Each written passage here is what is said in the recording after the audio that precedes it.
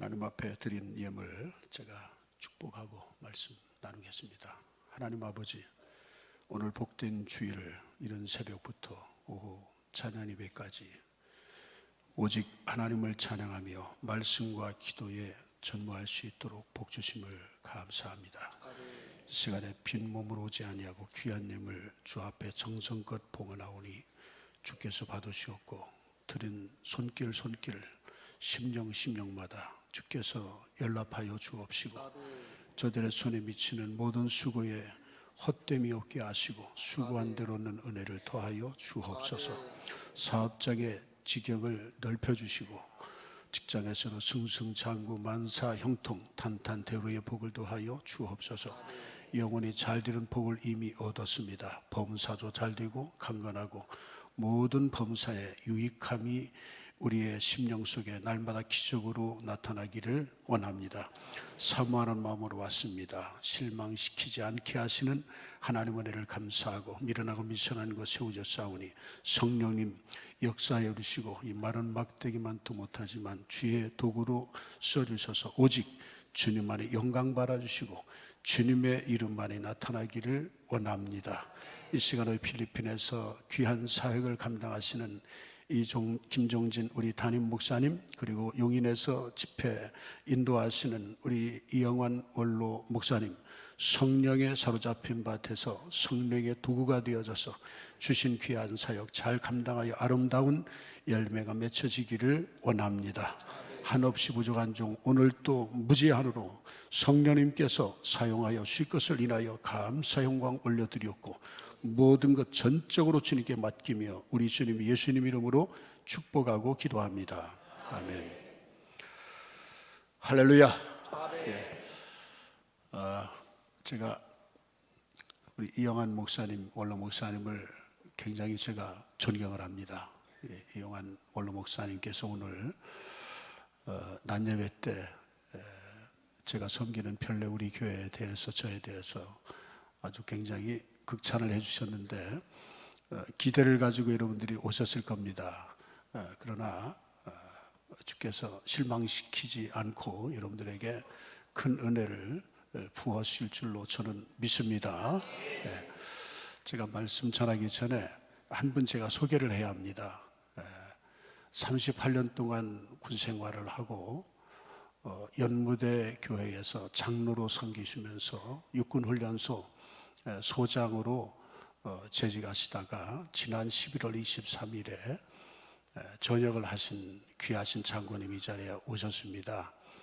이분은 38년 동안 몸담고 정말 군 사기 진작을 위해서 이 대한민국의 이 정말 가장 중요한 60만 이 장병들이 얼마나 우리나라를 지키느라고 수고하십니까? 그 중심에서 사역을 감당하신 우리 구재서 장군님을 잠깐 제가 소개를 하겠습니다. 잠깐 앞으로 나오셔서 인사 한번 하시죠. 앞으로 잠깐 나와서. 전역을 했지만은 제가 감사하는 것은 연무대 교회가 이 좌석이 5천석입니다. 이게 지금 5천석은 좀 안 되는 것 같아요. 세계 제일 큰 연무대 교회를 9년 동안 성전 건축을 시작했다 못했는데, 구재서 장군님이 장로님으로 연무대 교회를 아름답게 완성을 하셨습니다. 물론 한국교회에서 많은 교회들이 협력을 하셨고, 제가 알기로 한밭 제일장로교회에서도 큰 힘을 썼습니다. 그 은혜가 감사해서 인사를 드리겠습니다. 차렷 인사하십시오. 총성. 네.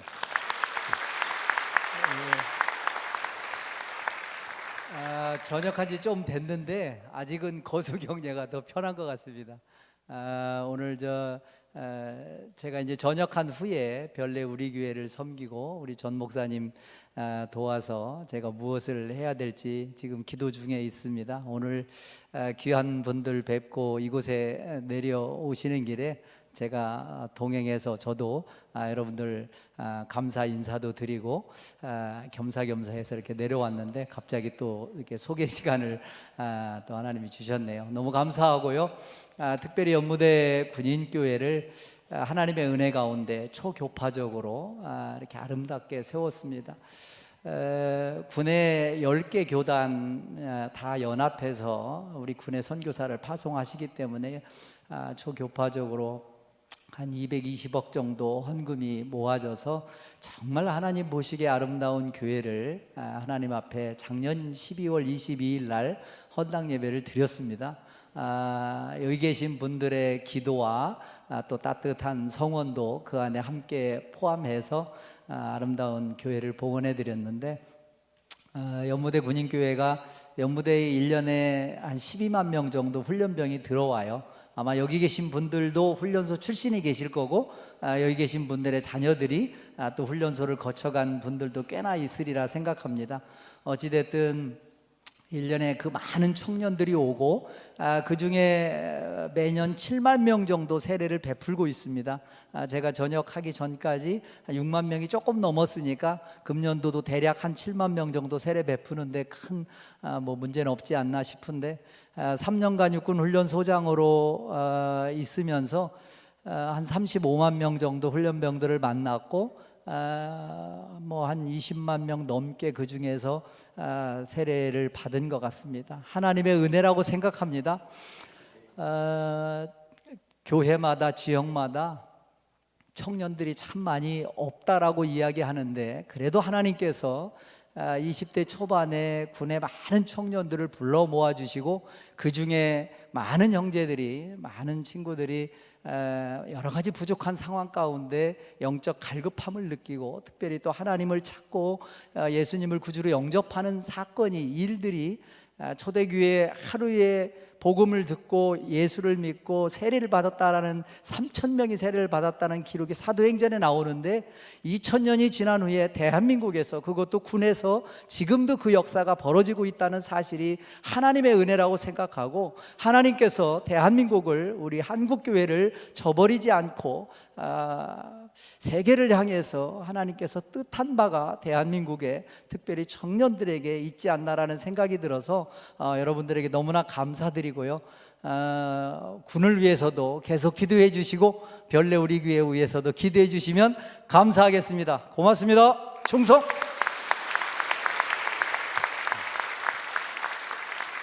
할렐루야. 다음에 기회가 되면 오셔서 간증하는 시간을 가지면 아마 더 큰 은혜가 될 겁니다. 시간의 말씀 앞서 하나님께 찬양으로 영광 돌리기를 원합니다. 오늘 3부 예배 3번 설교를 하고 목이 완전히 잠겼는데, 제 은혜가 감사하고 또 이 강단에 세워주신 것만으로도 너무나 감개가 무량하고, 또 하나님께 감사하고, 또 이영환 우리 원로 목사님, 우리 송순근 우리 사모님께 정말 감사를 드립니다. 당연히 감사하고 제가 하나님께 찬양하겠습니다. 1절은 제가 혼자 독창을 하고 2절은 함께 부르도록 그리 하겠습니다.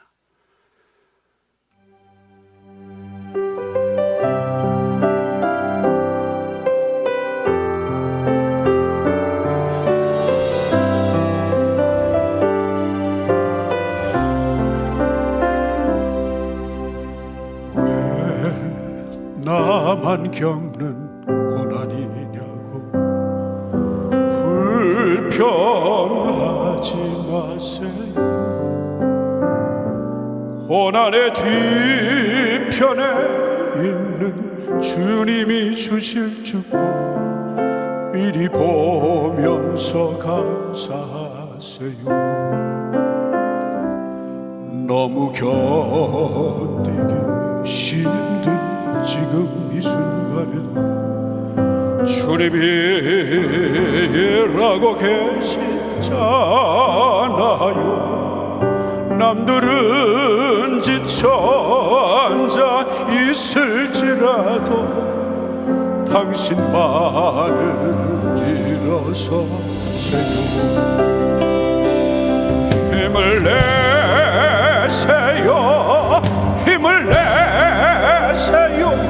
주님이 손잡고 계시잖아요. 주님이 나와 함께함을 믿는다면 어떤 역경도 이길 수 있잖아요. 이런 어떤 슬픔 찾아왔는지 원망하지 마세요. 당신이 잃은 것보다 주님께 받은 은혜 더욱 많음에 감사하세요. 견디기 힘든 지금 이 순간에도 주님이라고 계시잖아요. 남들은 지쳐 앉아 있을지라도 당신만 일어서세요. 함께 부릅시다. 힘을 내세요. 힘을 내세요. 주님이 손잡고 계시잖아요. 주님이 나와 함께 함을 믿는다면 어떤 교만도 견딜 수 있잖아요.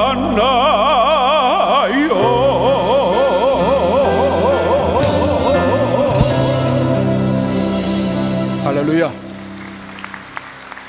어떤 힘든 고난과 어려움과 역경이 있어도 주님이 우리의 손을 잡고 있다는 이 사실을 여러분 믿으시면은 아멘 하십시다. 믿으십시오. 여러분, 주님과 우리하고의 관계는 대부분 사람들이 손을 잡는다 하면은 악수하는 식의 손목을 잡는 것으로 생각을 합니다. 그런데 사람들끼리의 손잡이는 손과 손을 잡지만 주님이 우리를 잡는 손은 손바닥이 아니라 손목입니다. 우리가 힘들고 지칠 때 힘이 붙여서 주님의 손을 놓을 수도 있어요. 너무 힘드니까. 그러나 내가 주님의 손은 떨어져 있어도 여전히 주님은 내 손을 잡고 계시다는 겁니다. 여러분, 이것만 깨달아도 은혜가 되지 않습니까? 여전히 주님의 우리의 손을 잡고 있다는 겁니다. 그러니까 우리는 모든 일에 어떻게 해야 됩니까? 감사해야 되지. 감사. 모든 일에 감사하는 거예요. 여러분, 인생에는 반드시 환난이 있습니다. 환난이 없는 사람은 없어요. 시험이 없는 사람 없어요. 우리가 369장 찬송 부르지 않습니까? 죄짐 맡은 우리 구주. 그 가사에 보면은 시험 걱정 모든 괴로움 없는 사람 누군가 있습니까? 없잖아요. 시험 걱정 없는 사람 없어요. 누구나 다 있어요. 예수 믿는다고 해서 어려움이 없고 믿지 않는다고 해서 항상 잘 되는 것도 아니고, 믿는다고 어려움이 있는 것도 어려움이 없는 것도, 예수를 안 믿는다고 해서 어려움이 있는 것도 어려움이 없는 것도 아닙니다. 예수를 믿거나 안 믿거나 주님 안에 있든지 주님 밖에 있든지 누구에게나 다 고난이 있고 아픔이 있고 슬픔이 있고 그런 게 다 있어요. 제가 좋아하는 말씀 중에 하나가 전도서 7장 14절입니다. 그게 보면은 전도서는 인생 백서 아닙니까? 1장부터 12장까지 짧은 말씀 속에서 인생을 우리에게 말씀해 주고 있어요. 전도자가 이르되 헛되고 헛되며 헛되고 헛되니 해 아래서 모든 것이 헛되다고 그랬어요. 전도서 1장 2절에 5번이나 헛되다 이거예요. 그러면서 이 솔로몬이 뭐라고 말하느냐면 전도서 7장에 가보면 14절에 형통한 날에는 즐거워하고 기뻐하고 곤고한 날에는 생각하라. 형통 좋은 일이죠. 곤고는 슬픈 일입니다.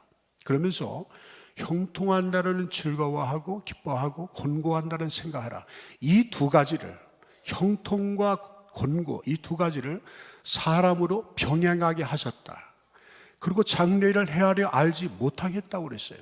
그러니까 누구나 고통만 있는 것도 아니고 기쁜 일도 있고, 기쁜 일만 있는 것도 아니고 어려움도 있어요. 그런데 믿음의 사람들이 형통과 곤고를 맞이하는 것과 예수를 믿지 아니하는 그리스도 밖에 있는 사람이 형통과 곤고를 맞이하는 것은 전혀 다릅니다. 안 믿는 사람은 잘 되면은 하나님을 모르니까 자기 도취에 빠져서 먹고 마시고 그냥 타락하는 거예요. 어렵지 않아요? 힘들 때는 하나님 의지하잖아요. 물론 안 믿으니까 그렇겠죠. 마지막에 극단적인 행동을 하는 거예요. 그런데 믿음의 사람은 좋은 일이 있을 때 기뻐한다. 이것은 하나님을 찬양하는 거예요. 그리고 곤고한 날이 있을 때는 생각한다. 이 생각한다는 얘기는 두 가지입니다. 자신을 돌아보는 거예요.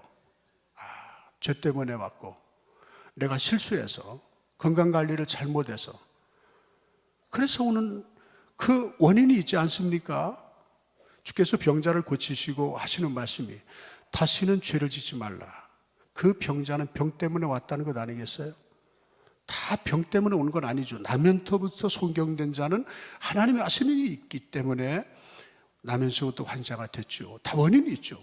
그러니까 곤고한다는 생각을 하는 것은 한번 자신을 돌아보라는 것입니다. 그리고 하나님을 한번 생각해 보라는 것입니다. 무슨 얘기입니까? 믿는 사람이나 안 믿는 사람이나 형통한 날과 곤고한 날이 있는데 불신앙의 사람은 하나님을 찾지 않아요. 믿음의 사람은 항상 우리의 시선을 주님께, 우리의 생각을 주께, 할렐루야, 항상 반응을 하나님께. 그러니까 고난 중에도 오히려 즐거워할 수 있고, 왜? 거기에 깊은 뜻이 있으니까. 거기에 깊은 뜻이 있잖아요. 고난을 통하여 주님 앞에 돌아온 사람이 얼마나 많습니까? 제가 목회를 해보니까 고난을 통하여 주님 앞에 나온 사람들이 정말 많습니다. 고난을 통하여 하나님의 기적을 체험하는 분들 제가 수없이 많이 봅니다. 고난을 통해서. 그래서 다윗도 시편 119편 71절에 뭐라고 말합니까? 고난당하는 것이 나에게 유익이라. 이로 인하여 주의 율례를 배우게 되었다. 고난당하기 전에 내가 그릇 행하였다 이거예요. 고난을 통하여. 사도 바울도 고난을 통하여 인생이 아무것도 아니구나.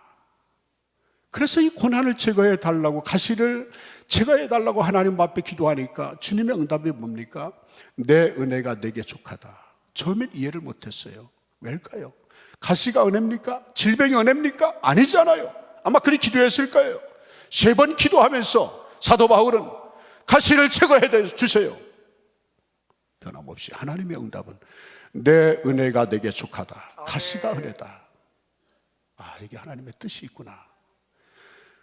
곤고한 날이 있을 때는 생각을 이게 뜻이 있구나. 그렇구나. 나를 너무 자고하지 않게 하기 위해서. 자고가 뭡니까? 교만 아닙니까? 여러분, 가는 곳마다 역사가 나타나고 죽은 자를 살리시고 병자를 고치고 놀라운 기적이 일어났던 바울에게 건강도 모든 범사가 잘 되어졌다면 교만할 것 아니겠어요? 교만하지 않게 하기 위해서. 그러니까 겸손해야 하나님의 은혜가 임하지 않습니까? 여러분, 잠언 22장 4절의 말씀 보니까 겸손과 여호와를 경외함의 보응은 재물과 영광과 생명이라고 그랬어요. 그런 은혜를 주시기 위해서 하나님의 쓰시기 위해서 고난을 주시고, 그래, 믿음의 사람은 다 고난을 통하여 주님 앞에 돌아온 줄 믿으시면 아멘합시다. 여러분들, 오늘 이 자리에 나오신 분 중에 어려움이 있습니까? 주님을 찾으십시오. 주님을 찾으십시오. 오늘 사도행전 16장 25절로 34절에는 이 말씀은 사도 바울이 신라하고 빌립보는 유럽의 첫 성입니다. 그 지역에서 기도처가 있는가 하다가 귀신 든 사람을 만납니다. 그런데 귀신이, 여러분, 무엇을 알 때 귀신이 귀신같이 한다고 그러죠? 하나님의 높은 사람이다 하면서 바울과 신라를 알아보는 거예요. 그리고 귀신 들린 여종을 이 바울과 신라가 예수 이름으로 물리칩니다. 그러니까 이 귀신 들린 여종을 앞세워서 돈벌이를 하는 주인이 큰일 났어. 왜? 귀신 들린 여종을 다 맞추잖아. 여러분, 지난 과거에 가셨었잖아요. 그렇죠? 철학관 같은데 사주를 보셨잖아요. 어느 조사기관에서 보니까 권사님들이 많이 가신답니다. 사주를 보러. 한밭 제일 장로교회는 그런 분이 안 계시죠. 특히 이영환 목사님이 이렇게 섬기시는 교회에 그런 분들이 있겠어요. 그런데 다른 교회에 그런 분들이 있는가 봐요. 권사님들이 많이 온대요. 여러분, 무엇을 맞추고 하는 것 너무 좋아하지 마세요. 거기에 매력 느끼지 마세요. 옛부터 어른들이 무엇이 약이라고 그랬어요? 그렇지, 모르는 게 약이라요. 근데 왜 알려고 합니까? 알려고 하지 마세요. 이게 모르는 게 약입니다. 만약에 예를 들어서 여러분들 언젠가 천국 가셔야지요. 천국 가려면 어떻게 해야 돼요? 눈을 감아야 가잖아요. 죽는다는 표현을 쓸 수 없고 강단에서 죽어야 가는데 여러분 다 죽는 것을 동의하십니까? 찬양대로 동의하시죠? 우리 다 동의하시죠? 목사님들도? 다 동의하잖아요. 한 번 죽는 사람에게 정하는 것이 그 후에 심판에 있다고 시브리 9장 27절에 말씀했잖아요. 죽어요. 그런데 이게 모르니까 사는 것이지 언제 어느 날 며칠 몇 시에 어떻게 죽는다 알아보세요. 그날이 5년 후가 됐든 10년 후가 됐든 지금부터 밥맛이 있어요 없어요? 기분이 더럽죠. 기분이 나쁘죠. 그러니까 모르는 게 아니에요. 자, 그러니까 귀신 들린 사람을 앞세워서 돈벌이를 하는 주인이 이 점괘가 나오지 않는 거예요. 그래서 귀신 들린 사람을 고쳐주고 오히려 고발을 당해가지고 고소를 당해서 얻어맞고 그리고 감옥에 갔어요. 얼마나 억울하겠어요. 그럼 여러분들 같으면 억울하게 누명을 쓰고 감옥에 보내면 여러분들 어떻게 해요? 변호사를 선임을 하고 고소를 할 것 아니겠어요? 한밭 제일 장로교회는 그런 분이 없죠. 그냥 오른뺨을 때리면 왼뺨을 돌려대고 뭐 다 그런 분들이니까. 그런데 바울은 감옥에 가도 그곳에서 어떻게 앉아 합니까? 내가 왜 감옥에 와야 합니까? 이 귀신 들린 사람을 고쳐준 이 좋은 일을 하고 내가 왜 감옥에 와야 됩니까? 원망하고 불평했어요? 원망하지 마시기 바랍니다. 그런 찬양하고 하나님께 기도했어요. 찬양했다는 것은 감사했다는 것입니다. 오늘 사도행 16장 25절의 말씀이니까 한밤중이라는 마음이 납니다. 그 밤은 지루한 밤, 얻어맞고 피가 나고 굉장히 고통스러운 밤이었어요. 여러분 이 생을 살아가면서 고통이 옵니까? 힘든 일이 있습니까? 하나님을 찬양하십시오. 하나님께 감사하십시오. 그리고 기도하십시오. 바울과 실라는 원망 불평하지 아니하고 찬양하며 하나님 앞에 기도하니까 옥토가 흔들리면서 옥문이 스르르 열리고 바울과 실라뿐만 아니라 모든 죄수들에게 찼던 발에 찼던 착고와 손에 찼던 수갑이 다 풀어지는 거예요. 그러니 간수장이가 큰일 나는 거예요. 큰일 난 거예요. 그러면서 칼을 빼가지고 자결하려고 자결이 뭔지 아시죠? 자살하려고 하는 거예요. 왜 그러냐면 그 당시 죄수들이 추록을 하면은 뭐 이유야 어땠든지 옥문이 다 열리니까 다 추록을 하게 되어지면은 그 죄수들의 남은 형기를 간수들이 나머지 형기를 채워야 돼. 그 당시 그게 법이야. 아하, 이제 죽었구나. 평생 내가 감옥에 있어야 돼. 그래서 이판 사판 자살하려고 하니까 바울과 실라가 내 몸에 손을 대지 말라고. 그러니까 이 간수가 그럼 우리가 어떻게 해야 구원받을 수 있느냐? 주 예수를 믿으라. 오늘 16절 31절 주 예수를 믿으라. 그리하면 너와 네 집이 무엇을 얻으리라? 구원을 얻으리라. 육신이 사는 정도가 아니라 영원히 구원받는다. 그리고 예수님을 영접했어요. 너무나 기뻐서 바울과 실라를 자기 집으로 데리고 간 거야. 조금 전까지만 해도 보송줄에 매어서 막 그렇게 철통같이 지키고 죽이려고 뭐 패듯이 패던 그들이 바울과 실라를 데리고 가서 씻어주고 약 발라주고 융숭한 대접을 하고 그와 온 식구들이 세받고 구원받았어. 이를 계기로 해서 간수사회가 변화되어지니까 유럽의 첫 필리포 지역에서부터 유럽의 복음 전도가 열려진 거야. 그래서 유럽으로 구라파루에서 아시아에게까지 우리에게까지 대전에까지 복음이 온 거예요. 여러분 이것을 하나님의 섭리라고 합니다. 섭리. 하나님의 섭리라는 말은 무슨 말이냐? 섭리는 영어로 프로비데오. 비디오가 뭐죠? 안 봐도 뻔하다 이거예요. 본다 이거예요. 프로, 앞서 비디오 보다.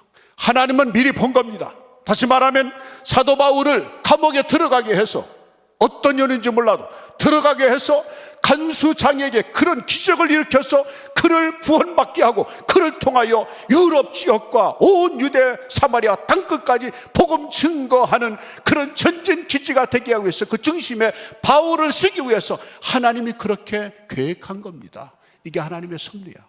그런데 하나님의 섭리지만 바울과 실라는 알았을까요, 몰랐을까요?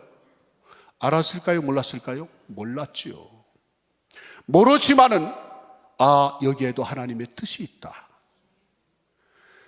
지금 어두운 밤이 오고 고통스러운 밤이고 오해받고 정말 힘든 밤이지만은, 나는 모르지만은 여기 하나님의 뜻이 있어. 여러분, 미래를 몰라도 걱정하지 마십시오. 여러분들에게 대한 하나님의 선하신 뜻이 있는 것입니다. 여러분, 하나님의 자녀들을 향한 그 하나님의 생각은 재앙이 아니라 평안과 여러분들에게 놀라운 축복이라고 예레미야 29장 11절에 말씀해 주고 있는 것입니다. 우리를 향하신 하나님의 뜻은 날마다 선한 것입니다. 인생의 길이 걸어가는 인생의 자리고 걷게 하시는 하나님의 손에 있다고 예레미야 애가 3장 33절에도 말씀해 주고 있지 않습니까? 우리의 시대가 누구 안에 있습니까? 시편의 말씀 보니까 하나님의 손바닥 안에 있다고 그랬어요. 사람이 마음으로 자기의 길을 계획할지라도 걸음을 인도하시는 분은 누구시다? 하나님이시라는 것입니다. 하나님이 역사하십니다. 하나님. 그러니까 바울과 실라는 몰랐지만은, 그러나 하나님은 당신을 향한, 바울과 실라를 향한 하나님의 뜻을 알았다는 것입니다. 여러분, 우리가 내일 일을 몰라도 괜찮아요. 몰라야 됩니다. 모르는 게 약이에요. 몰라야 돼요. 그러나 몰라도 우리는 걱정하지 않습니다. 왜? 우리의 미래를 아시는 분이 하나님이시니까. 그분은 좋으신 하나님이니까. 우리를 사랑하시는 분이니까. 그래, 불신자들은 몰라서 염려하고 걱정하고 극단적인 행동을 하지만 우리는 몰라도 감사합니다. 왜 그렇습니까? 미래를 아시는 하나님이 좋으신 하나님이고, 그분은 전지전능하신 분이고, 화가 많아요 복이 되게 하시고, 할렐루야, 모든 것을 잘되게 하는 것입니다. 하나님을 사랑하는 자, 그 뜻대로 부르심을 자들에게 모든 것이 합력의 것을 이루는 일. 할렐루야. 그래서 찬송과 기도를 했다는 것은 하나님께 감사했다는 것이고, 그럴 때 기적이 나는 것입니다. 그래서 오늘 말씀의 제목은 감사의 기적인 것입니다. 저는 목회를 할 때 감사의 목회를 합니다. 감사 목회. 제가 1997년도, 원래 96년도에 제 아내하고, 오늘 제 아내가 이렇게 왔어요. 제 아내하고 둘이 목회를 시작을 했어요. 1996년 11월 15일에.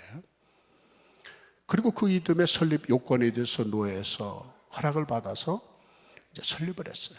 이제 금년이 설립한 지 22년째 됩니다. 제가 대부분 목회를 할 때, 한밭제일 장로교에도 이제 우리 훌륭하신 목사님들, 또 훌륭한 목회를 다 하실 아주 귀하신 목사님들이시지만은, 처음에 목회를 시작을 할 때 눈물 없이 못 가는 길, 가시밭길이고 험난한 길이고 힘들고 굉장히 부담이 되지 않습니까? 힘들잖아요. 저도 그렇게 생각을 했어요. 그런데 제가 목회를 처음에 시작을 할 때 22년 전에 성경을 읽다가 마태복음 16장을 읽으면서 놀라운 사실을 깨달았어요. 제가 목회자들을 모아놓고 늘 가끔 이제 말씀을 전할 기회가 있으면 그런 말씀을 전합니다.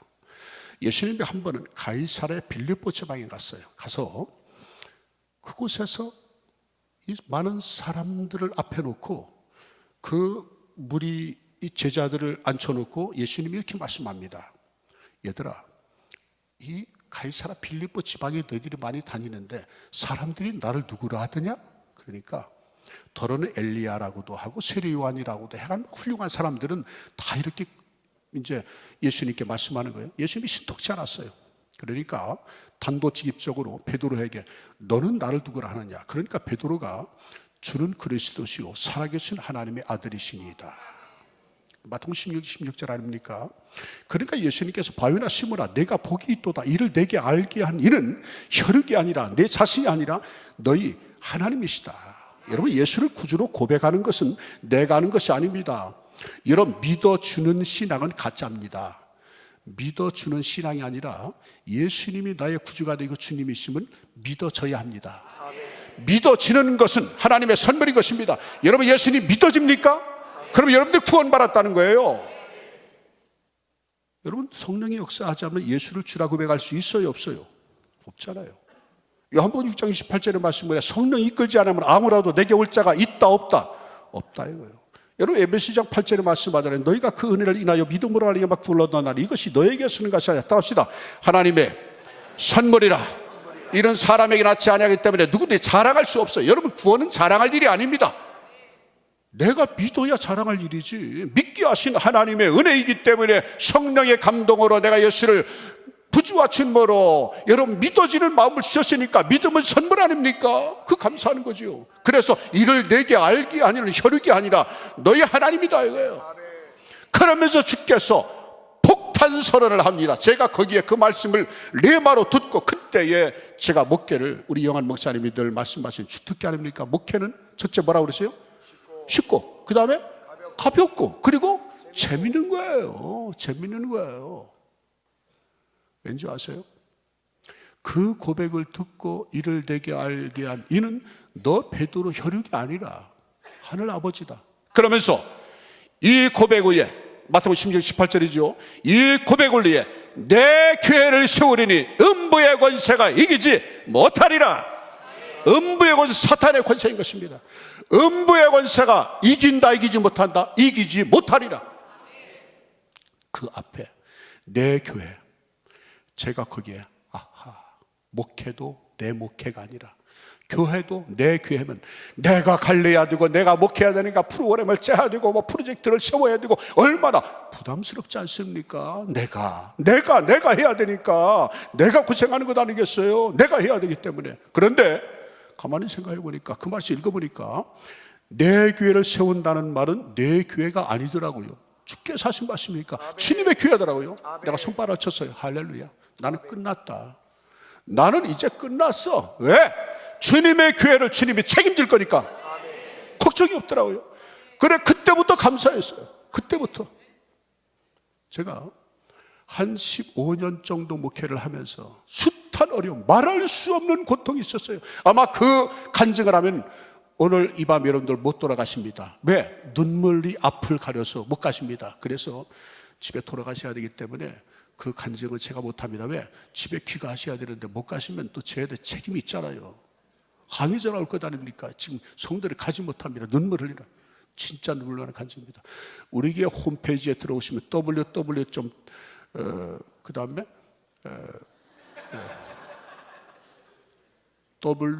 wch.or 뭐 이렇게 있어요. 우리 교회 홈페이지, 이제 우리 목사님 통해서 가르쳐 드릴게요. 거기에 보면은 우리 교회 감사와 기적으로 세운 이 간증이 있습니다.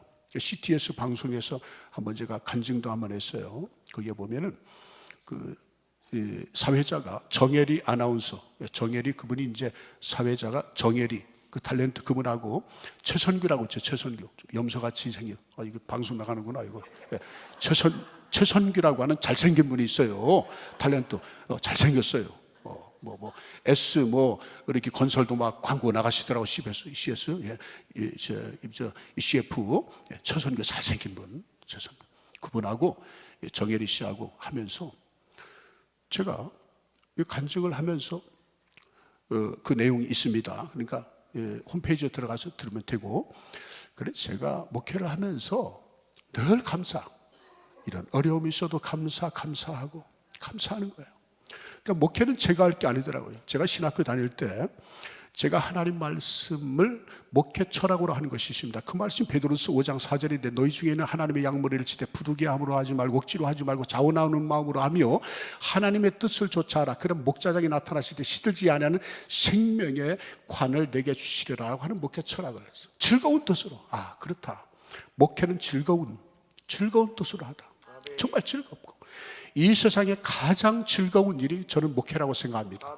왜? 제가 하면은 힘든 일이지만은 주님의 교회니까. 그래서 문제가 있을 때마다 저는 염려한 적이 없습니다.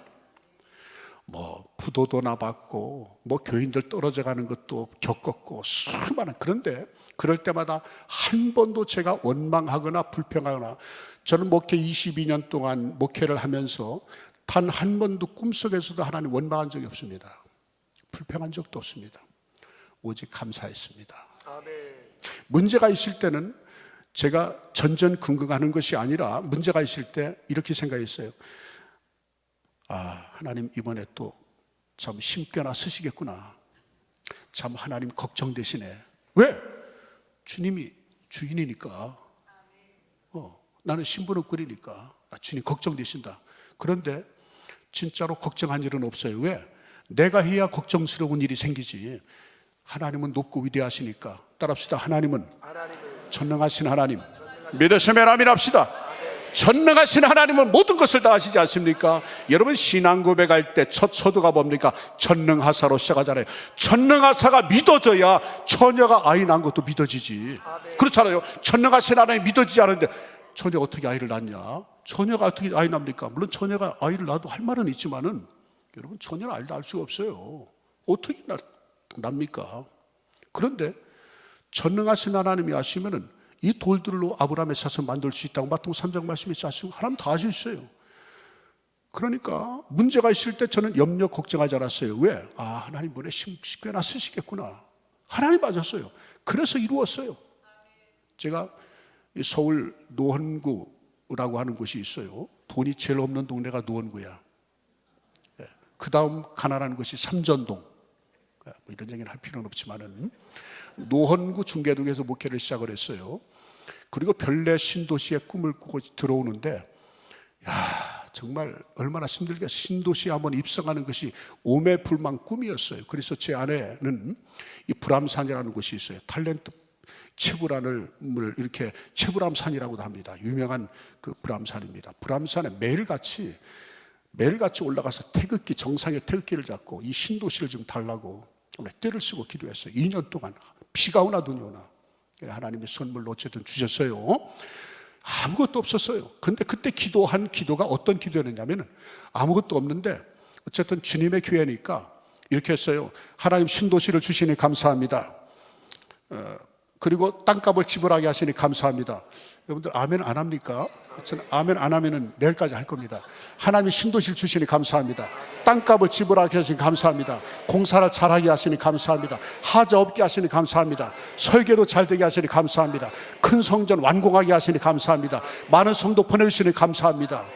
그렇게 기도를 했어요. 그래서 착공식 때도 그렇게 기도했어요. 그러니까 어떤 기자분이 제가 이 교회 건축 착공식은 그렇게 많이 들었는데 이런 기도는 처음 봤대. 왜? 처음이니까 처음 봤겠죠.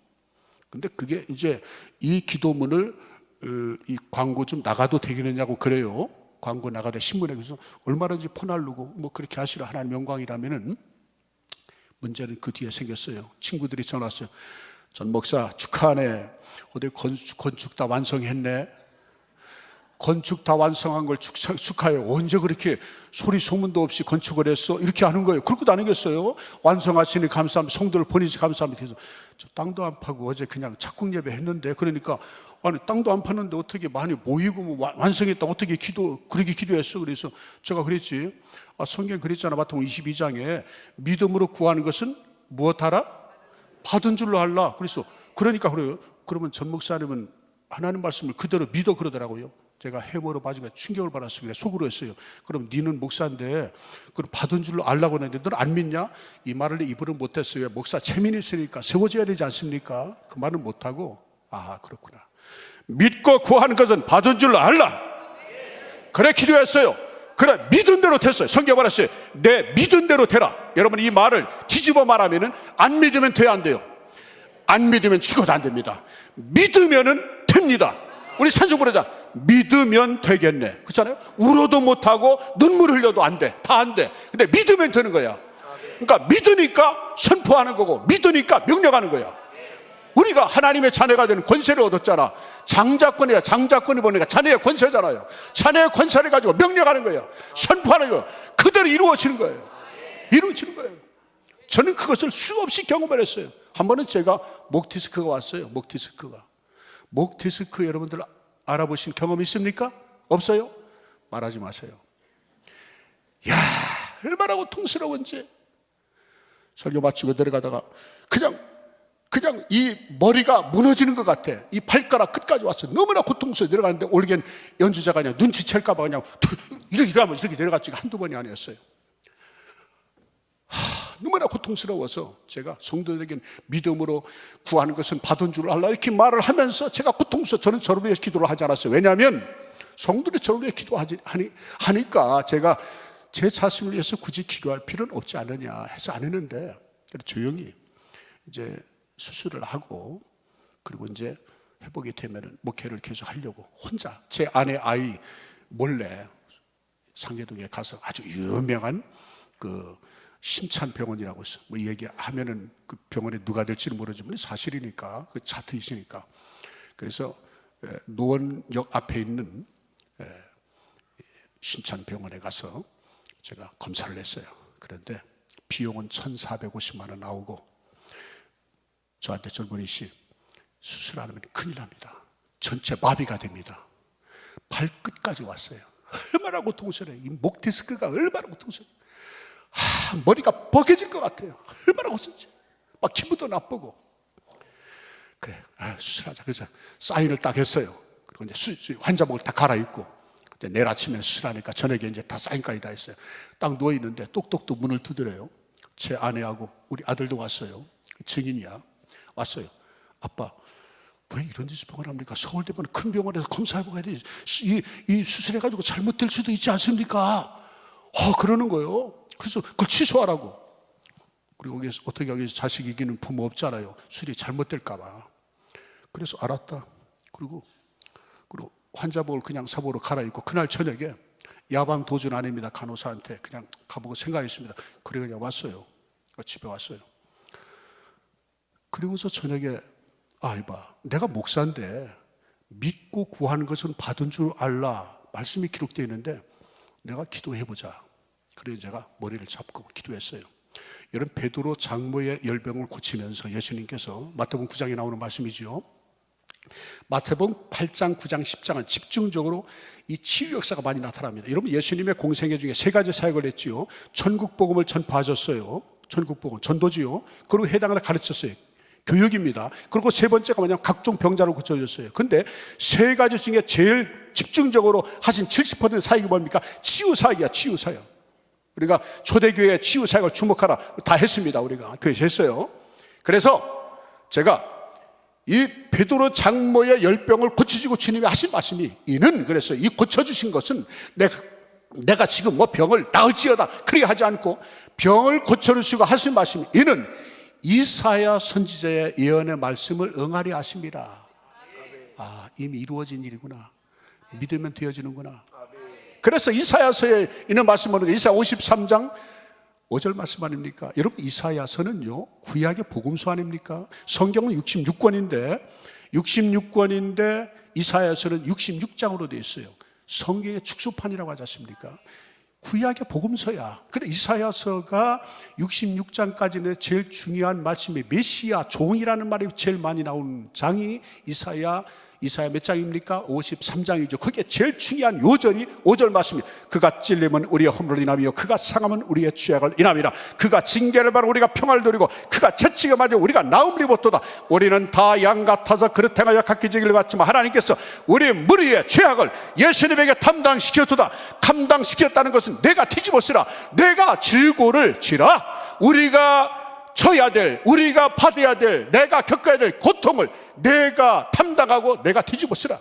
예수님은 그걸 다 감당하셨어. 그리고 요한복음 19장 30절에 다 이루었도다. 그리고 요한복음 16장 30절 너희가 세상에서 환난을 당하라. 담대하라. 내가 세상을 이겼노라.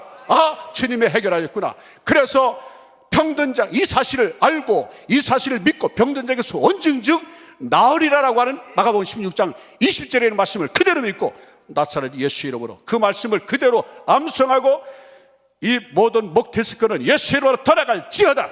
그리고 믿음으로 구하는 건 받은 줄로 알라. 고쳐주시니 감사합니다. 할렐루야. 하나님 영광 받으셔서 혼자 제 방에서 박수를 쳤어요.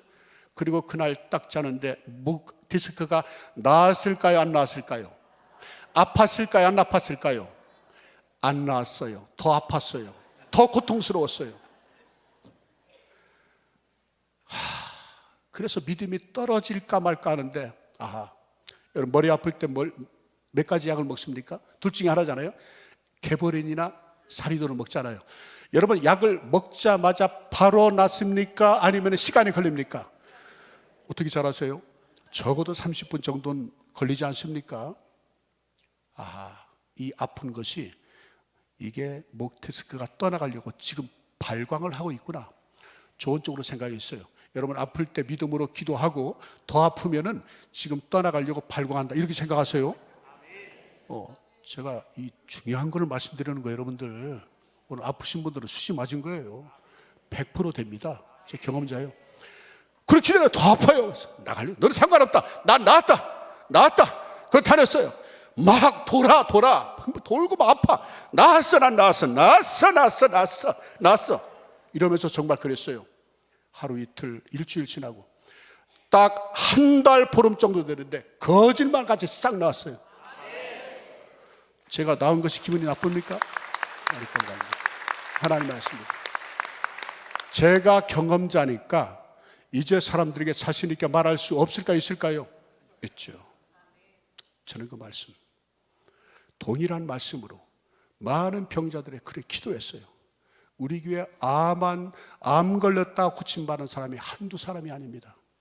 한 번은 눈병에 걸려가지고 병원에 갔다 하는 소식을 듣고 전사님들이 보고를 해서 갔어요. 그 기억 교회입니다. 실명으로 하면 안 되겠죠. 다 인터넷 나가니까. 그래요. 그래서 병원에 갔어요. 근데 병원에서 진단 나왔는데 망막박리. 눈 아파보신 분은 아마 끄떡이는 거 보니까 압니다. 병원에 이 진단 결과가 그 의사분이 하는 얘기가, 종합병원입니다. 대학 종합병원. 수술을 해도 못 봅니다. 그래요. 그래서 그래도 여러분, 의사를 무시하면 안 됩니다. 예수님도 건강한 자에게는 의원이 쓸데없고 병든 자에게 필요하다고 그랬어요. 그러나 의사가 치료해도 의사가 완전히 낫게 하는 그런 보장은 못합니다. 그래서 꼭 의사가 수술하기 전에 잘못될 수도 있습니다. 잘못돼도 책임 진단은 다 사인을 하잖아요. 다 의사들이 손해볼 거 안 해요. 내가 책임진다, 걱정하지 마십시오, 이런 의사는 없습니다. 여러분, 연세대학교 유명한 수학과 의사분은 신실한 크리스찬입니다. 그분은 집무실에 있었어요. 뭐라고 쓰였냐면은, 나는 수술하고 치료하지만 낫게 하시면 하나님이십니다. 양심적인 분이죠. 그래서 유명한 의사를 한번 또 최선을 다해야 되니까, 우리가 노력을 해야 되니까, 그래서 삼성병원에 강세웅이라고 하는, 그분은 나가도 좋겠지, 훌륭한 분이니까, 암의 이 눈에 관한하는 아주 우리나라의 최고의 권위자입니다. 거기로 한번 해보라. 그래서 그 병원으로 예약을 했어요. 근데 한 2주 후에 빨리 하면은 이제 그날 진료를 받을 수 있다고 그래요. 그래서 어차피 여기서 수술을 해도 앞을 못 본다고 하니까, 근데 왜 안 못 보는데 왜 수술하냐 그러니까, 수술을 안 하면은 눈이 찌그러져 이상하기 때문에 미관상, 그러니까 온 길에 하라 이런다고 해요. 그래서 어차피 늦어진 것. 그래서 그곳에 예약을 하고 2주 동안 기다려서 검사를 했어요. 그런데 그 유명한 의사가 무슨 희소식이라도 줄까 기대를 했는데 똑같은 결과가 나왔어요. 수술을 해도 앞은 볼 수 없습니다. 여기 하나님의 뜻이 있구나. 그래서 치유 기도를 했어요. 교역자들 함께 가서 기도하고, 새벽마다 기도하고, 나와서 기도하자. 그러니까 막 이 사람들이 고통스러우면 지푸라기라도 잡는 심정이 있죠. 막 기도하는 거야. 자, 그 중심으로 계속 주님을 섬겨야 되는데, 어쨌든 새벽마다 주님 나왔어요. 제가 계속 안수해주고 기도하고 했어요. 수술을 했어요. 그런데 의사가 수술을 해도 못 보고 그런다, 이 의학적으로 나왔어요. 왜냐하면 이게 수술을 해서 볼 수 있는 그런 일은 거의 없다고 합니다. 이게. 근데 수술했는데 의사가 볼 수 없을 때 하니까 이분이 보이는 거야. 보인다고 하니까 의사가 하는 얘기가, 그럴 리가. 그래, 본다고 하니까. 그러니까 이렇게 검진 이제 해보지 않습니까? 그 보인다고 하니까 그러면서 삼성병원의 결론이 어떻게 났냐? 이 사람은 조모 집사님인데 연구 대상. 여러분, 하나님이 역사하신 기적은 의학적으로 판명을 할 수 없기 때문에 그것은 연구 대상. 하나님이 역사하신 줄 믿으시면 아멘 합시다. 한두 번이 아닙니다. 하나님 역사였어요. 오늘 제가 8시 10분에 마쳐야 되는데 시간이 오버돼서 5분만 더 제가 쓰겠습니다. 동의하십니까? 가시면 하십시오. 아니면 아니라 하십시오. 됐습니다. 여러분들 허락을 받아야 되죠. 여러분 모든 일에 감사하십시오. 여러분 시편 50편의 말씀에 보니까 환난 날에 나를 부르라, 내가 너를 건지리니 내가 나를 영화롭게 하라고 시편 50편 14절 15절에 말씀했죠. 그러면서 23절에 뭐라고 말씀했냐면 감사로 제사를 드리는 자가 나를 영화롭게 하나니 그 행위를 옳게 하는 자에게 내가 구원을 베풀하니, 구원이 영혼 구원이 아닙니다. 이 구원이라는 말이 예시하라는 말입니다. 그 히브리 원문에 보니까 예시하라는 말은 번영, 행복, 축복입니다. 감사가 기적이라는 거예요. 감사가 기적이에요. 여러분 감사는, 감사할 때 감사하는 것은 누구나 알 수 있어요. 여러분 감사라는 말이 성경에 신구약에 196번 나옵니다. 196번. 그리고 전체 196번 나오는데 구약에 132번 나오고 신약에 67번 나오는데, 여러분 이 신구약에 제일 많이 나오는 부분이 구약에서는 시편입니다. 77번. 그리고 신약에는 48번 나옵니다. 뭐가? 감사가. 여러분 눈치채셨습니까? 감사가 제일 많이 나오는 것이 시편이에요. 감사가 신약에 제일 나오는 부분이 바울 서신입니다. 여러분 구약에 제일 힘든 삶을 산 분이 누굽니까? 다윗 아닙니까? 신약에 제일 어려움을 많이 겪은 분이 누굽니까?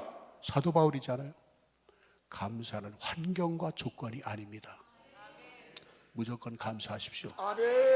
이 미국의 하버드 대학의 한스 셀리 박사라고 하는 분이 있습니다. 내분비과의 아주 저명한 의학 박사님이신데 이분이 스트레스를 연구했어요. 스트레스. 사람들이 스트레스는 다 있지 않습니까? 스트레스를 연구했는데 사람들이 암에 걸리는 이유가 스트레스에서 오는 것입니다. 스트레스에서. 이걸 연구했어요. 그래서 1958년에 노벨 의학상까지 받았어요. 인터넷 좀 검색하면 다 나옵니다. 한스 셀리 박사. 그래서 이 한국의 이 신경외과 이시영 박사가 그 소식을 두고 미국에 갔는데 이 한스 셀리 박사가 하버드 대학의 마지막 고별 강의를 했습니다. 거기에 세계 유명한 그 많은 그 관심 있는 사람들이 다 왔어요. 왜냐하면 1958년에 이분이 노벨 의학상까지 받았지 유명한 그런 의사지, 더군다나 세계적인 그 이 석학들이 다 모인, 전문가들이 모인 하버드 대학의 이 저명한 명의이기 때문에 한스 셀리 박사의 마지막 고별 강의를 들으려고 많은 사람들이 왔어요. 그리고 강의는 다 마쳤어요. 사람의 모든 암은 스트레스에서 옵니다. 그러니까 어떤 젊은이가 튀어나와서 강의 마치고 하는데 선생님 요즘 세상에 스트레스 안 받고 살아가는 사람이 어디 있습니까? 그러면 이거 해결 방법을 얘기해 줘야 되지 않습니까? 그러니까 한스 셀리 박사가 딱 나가면서 던진 말씀, appreciation.